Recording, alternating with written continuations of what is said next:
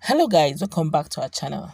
Honestly, the level of corruption and impunity in Nigeria is alarming, and it's as if it is now taking a different dimension.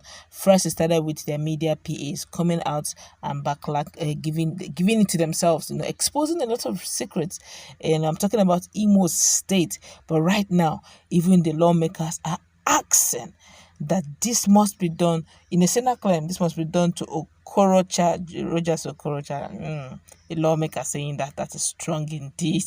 But before going to the news proper to find out what it is Rochas Okorocha has done to Imo State that is warranting a lawmaker to insist that this should be done to him, we'd like you to subscribe to our channel by clicking on the red subscribe button. Beside it, you will see a bell notification icon. Please go ahead, click on it to get notified as soon as you update our channel on YouTube. Well, the member representing Owerri West State constituency in the Imo State House of Assembly, Kanayo Onyemechi, has called on the Economic and Financial Crimes Commission (EFCC) to investigate the 8 years tenure of former governor Rochas Okorocha and imprison him without delay. Aye. Are you going to remove the immunity that he has as a sitting senator? I mean, they have quickly forgotten that he's actually a sitting senator. Well, then the question is Kalu also not a sitting senator? Let's find out. The lawmaker, also known as Dele, was reacting to the claim of the former governor to have owned the Eastern Palm University (EPU), allegedly built with Imo State money.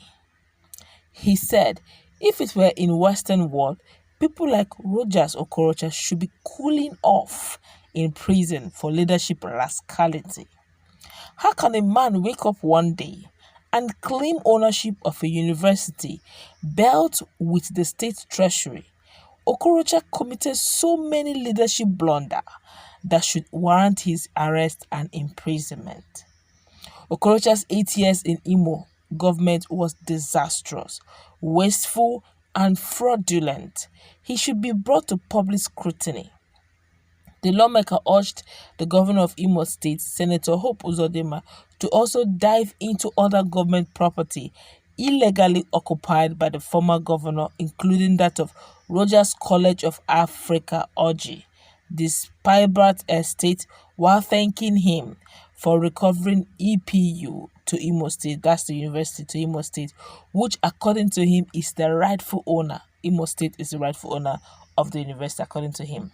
Meanwhile, the Imo State House of Assembly, led by Right Honorable Paul Emeziem, on Wednesday approved the renaming of the Eastern Palm University to K.O. Mbadiwe University.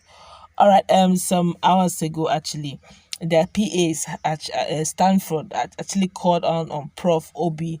They were saying it all manner of things were being said, and he even called out ex-governor, that's right, present senator Rochas Okorocha, saying that he's busy looking for a new party, that the 8 years he had as the governor of Imo State was a pure disaster, according to even this same sitting senator here. I'm talking about House of Assembly lawmaker, Imo State House of Assembly, saying that he should be cooling off in jail. Well, looking at what he has done, I can still, if there are terms and terminology that were strange in Nigeria and became a normal word in Imo State, was words like a Ministry of Happiness. Honestly, when he established that word, I was wondering, they're not looking for names to give to the team. Now it is that Ministry of Happiness. Well, put entertainment. See, in Nigeria, everything is possible. It's just for you to believe. Everything is possible. You're looking for it is everything you're looking for. It's in Nigeria. It's complete in full measure. Well, that's all rather unfortunate. But then you keep hearing things like Ministry of Happiness, Iberiberism. Those terms are unique only to Imo State. You can't hear such terms like Iberiberism anywhere else. It has to be Imo State. And it has to be from the former governor of Imo State. It's still unique. And that's the same former governor also that is vying for, hoping to become the president of Nigeria. He said that before he became the governor, he was actually, the truth is, according to him first, let's start with him first. He said he's actually richer than Imo State, according to what the PA was saying.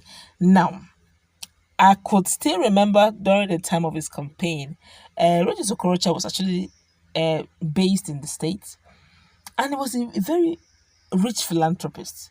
I remember then. In fact, over time I had to now start observing our politicians. Anytime you see somebody just wake up one morning in Nigeria, or I don't know about other claims, most times, not all the time, most times you see them trying to, they're now playing philanthropist. You see them all of a sudden, they're in front of the camera, they're giving indomie to people, they're giving scholarship to people, they're going to orphanage to help. They're the one that used to pain me the most, that each time I hear that, it vex my spirit, is the one that they will see them, they'll be eating a roasted corn with the common masses, the common man. You see them, they're now very average, very humble. See them, they'll be taking roasted plantain with granuts. You see them on the street.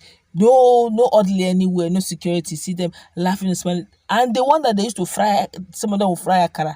They'll be beside the akara seller and be eating akara with bread, local bread, with the akara seller. Sometimes they will be frying gari, saying they want to do this gari, they fry the gari and give to their family. All those ones. But anytime you see such characteristics in any man, especially in Nigeria, forget it. He wants to vie for a position. It's a political move. Give it time. And after he gets what he's looking for, come back again and see if you see him on that street. I could still remember that also happened with Rochas Okorocha. That early stages, when he was trying to vie for position, people called him humble. In fact, Imolites were happy to have a illustrious son like that. They were like, oh, if he could enter, if in fact they would vote him a mass, so that he could, such a humble man, he was almost the head of Keke Rider self in Imo State. He was always there. He's always, chatting with Keke people. He was a nice man. Well, he still is a nice man. Depends on which angle you are coming from. All these things, as soon as he entered, we started hearing things like Iberiberism, building a ministry of happiness and all that, where son-in-laws are almost like the owners. It was now almost like a dynasty. All these things are much more.